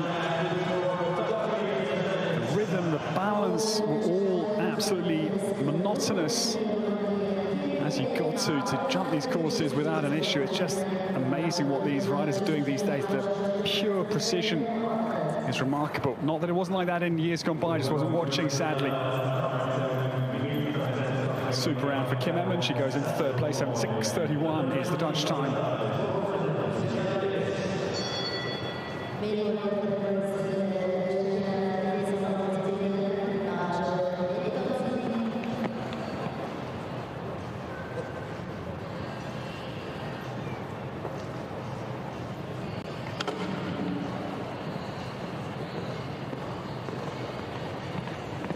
Now this lady's got an extraordinary Longines Global Champions Tour career.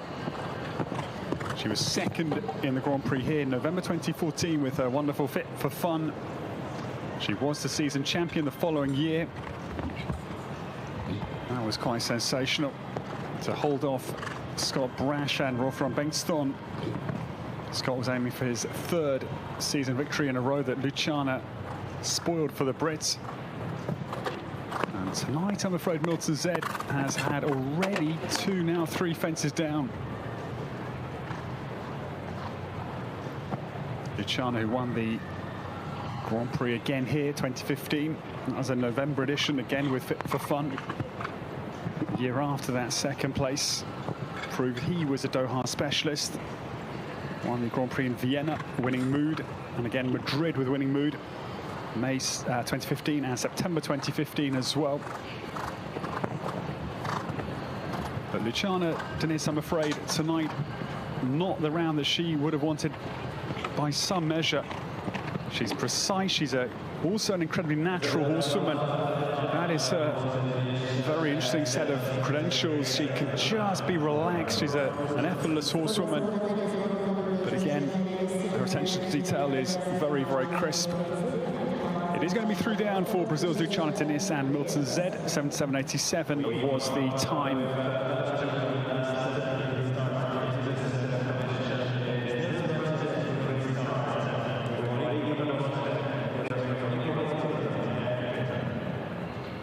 Mind you, I'm sort of thinking 4 clears from my individuals. Of course, the strongest combinations will be starting for their teams, you would well imagine. With 21 of the 55 in total will round out with this combination. Still the lion's share, 24 more to start, so I'm thinking it will be more in the region of between 12 and 15 actually. But then there's a pressure twist to the tail. That is what we don't know, and that is where I might start to come back towards my very sketchy estimates. But on course now, Niels Brunsels gets away. This is superb Echo van der Spieveld Clinton gelding, owned by Dirk de Hasse and the Eigenlo stable. It is Origi van der Vosberg on course for the world number 229.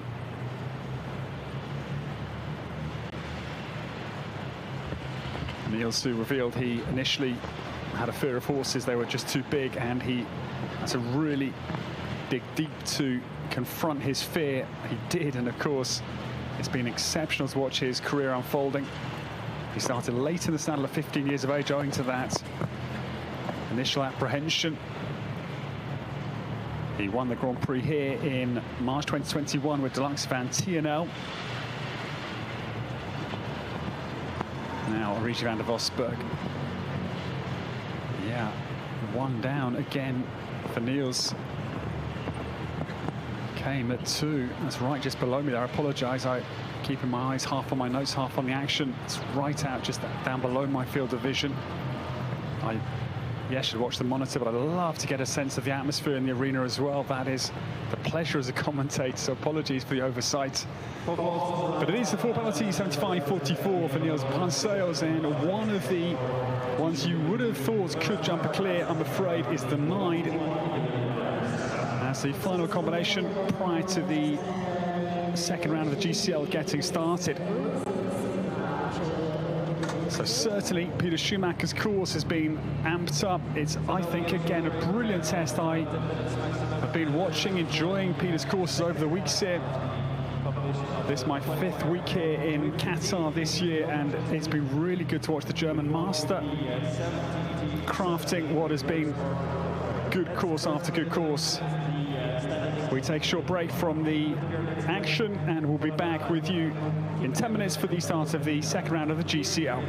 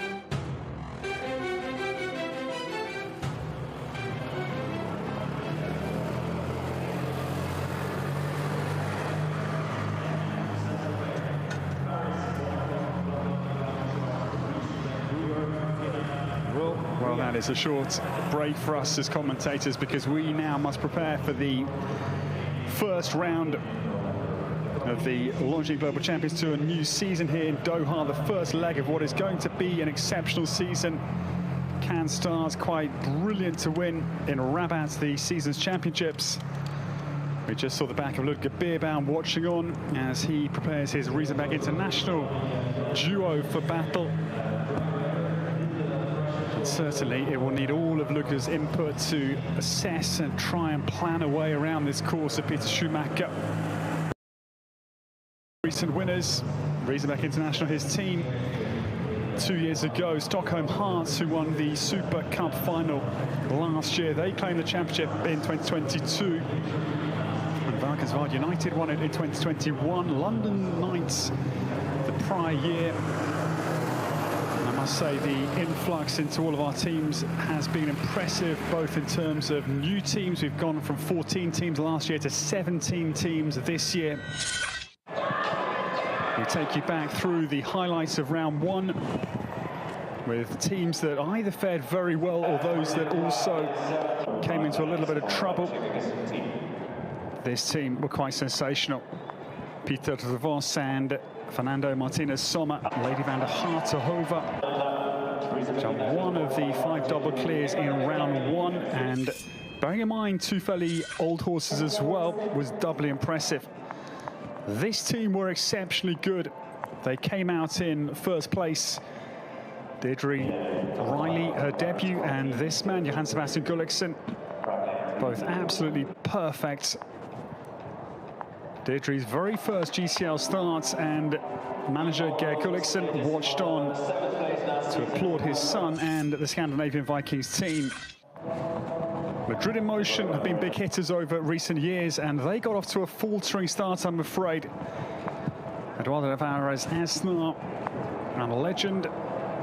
Edu, who was 4th in the Longines Global Champions Tour Championship standings last year. But I'm afraid, yeah, 2 down for them in total, and Michael van der Vleuten, he cemented the 8, but it wasn't what they wanted, certainly.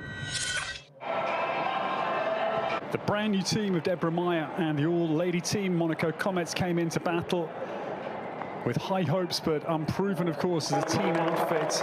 And what an outstanding pair of rounds from Edwina Tops-Alexander, fellow Castleford, her brilliant campaigner, and Dolly Mittelinu, Lantista Toxandra, another double clear. One of the 5 teams who are all vying for victory. Basel Cosmopolitans, well, they were brilliant. Thomas Straumann's new team, and they came out of the start gates impressively. That man, the team, trainer Andreas Sko and Jana Vargas, Nepal van der Talert, and Zasha Nigard Lil and Primavera. A pair of clears for them. Again, put them right on the heels of the Scandinavian Vikings. And these are the standings after the first round. The 5 clear rounds. Valkenswaard United poised, as our Mexico Amigos, New York Empire, Stockholm Hearts, and with the disarray out on the second round course, any of these teams, I think, can push a podium finish. I still think that maybe we'll expect 3 clears from 3 of those 5 teams, but there's a long way to go yet. It's very hard to call. Centro Pirates got off again to a good enough start. They have just the 1 fence down.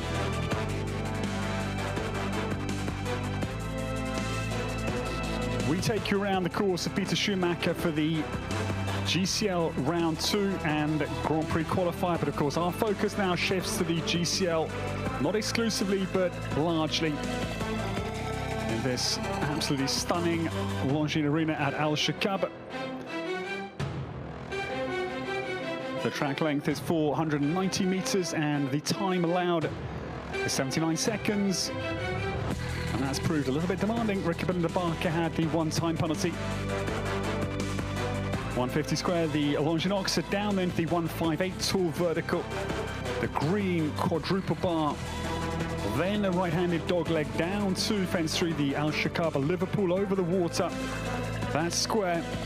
152 by 160. This, the early rollback turn to another massive Longines Oxford 150 by 160. 9 strides, 37 meters down to fence 5, 160 first max height vertical.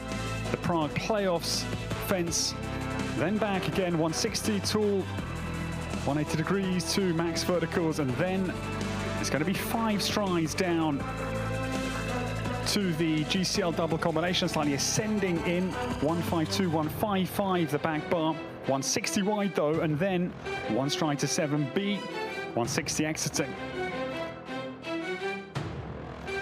Got to be committed, it's going to be forward, it's caused already quite a lot of influence, so we watch our way to 7A and B. Then 6 strides right-hander down to the state of Qatar Oxa, right into the face of the big screen. That is the distraction factor, plus the in-gate as well. 155 by 160, this on the far side. 150 square, then 4 strides down to that vertical, 160 tall at 10. 7 strides, 27.5 meters down to 11. The global champions Oxa. This run towards home, 4 fences still. The treble, 158. And then it's going to be down to another 158 tall vertical with, yes, the 2 strides on 11.5 meters and 12C 152 by 160. That back bar has come down a few times, getting here towards a real endurance point for the horses as the home line approaches, but you're far from home and dry and done and dusted until you get over this very big Liverpool. That is again 160, another max height vertical from the team here, led by Peter Schumacher.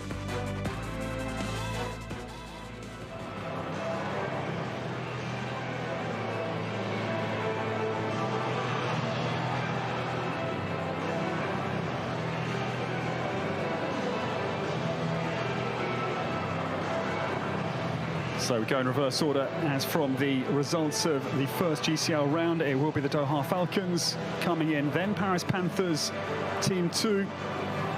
Some horse changes. We stay with the same riders for the Paris Panthers. Manuel Gaudiano brings his superb challenge Love PS back for Rome Gladiators, and a horse sub for Nadia Peter Steiner to No Comment to Septon. Madrid in motion, make a change.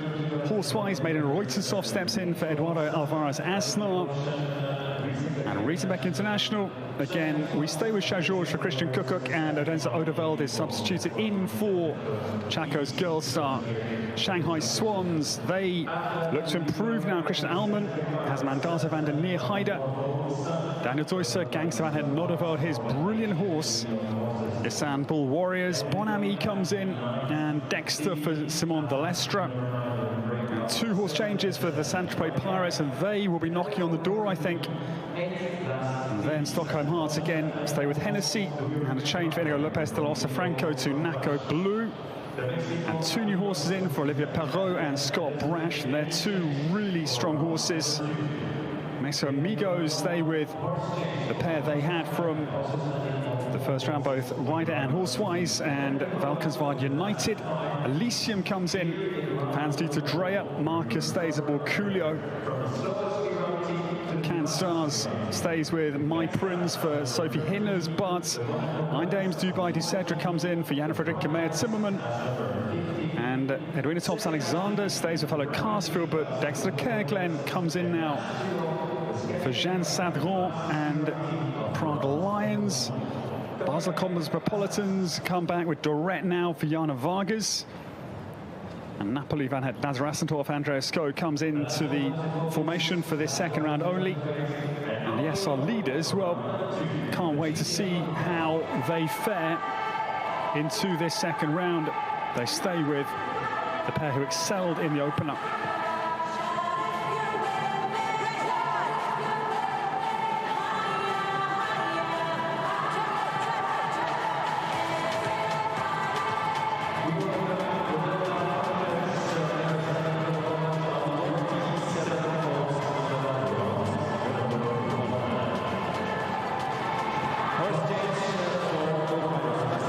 Delighted to welcome you to the action, everybody, wherever you are tuning in from. This is going to be an electric hour or so to decide the fate of leg 1 of the Longines Global Champions Tour 2025.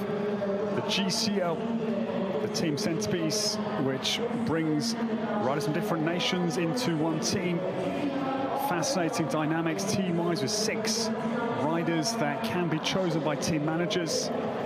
Horse substitutions or rider subs into the second round again permissible. And Basel Mohammed will launch this into action. Round 2 we head into. F1 USA will be the opening round.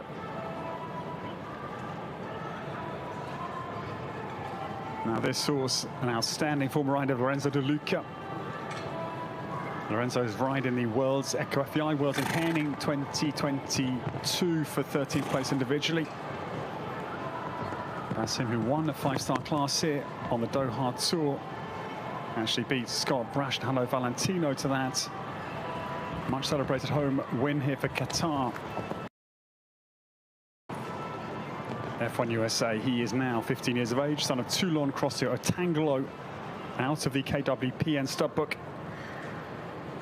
Bassem runs back, free flow feeling here, down to 7A and B. Little lighter touches into the combination, it stays 7A. Angles out over the right-hand flank of the state of Qatar rocks. Basel Mohammed, based in Germany, Bergisch Gladbach. Leverkusen, little rattle on top of 10, but again, it's all in the cups here. Doha Falcons fight for pride at this opening leg to set their intention clear to the others that they have had just a disappointing opening round, but no more. Basel Mohammed down to the final fence. It's a stunning round to get the GCL second round started here. Very good and a real pressure release for the Doha Falcons. As Basel comes home, his first competition at 5 years of age. He won the World Cup here in Doha with the toy maker back in 2015, and he strikes a great first clear round in the GCL second round. F1 USA is clear.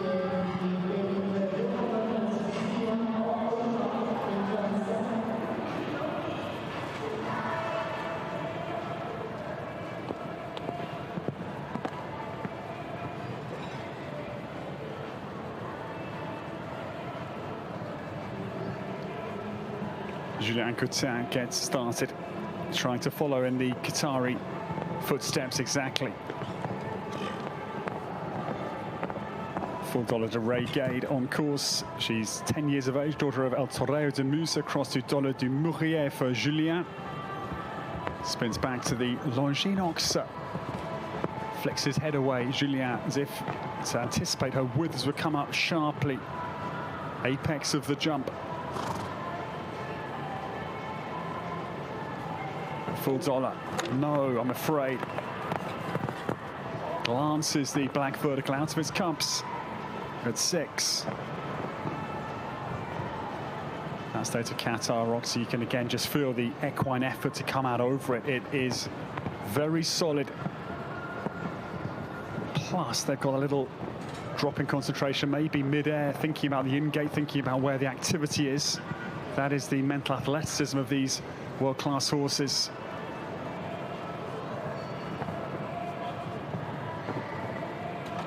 His father, Frank, a former Nations Cup rider for France, the Tête d'Or stud, their home base. And that is a good round again. Doha Falcons write the record with a clear for Basel Mohammed and a 4-4 round for Julien Coutin. They had just the 4 penalties and certainly some recompense.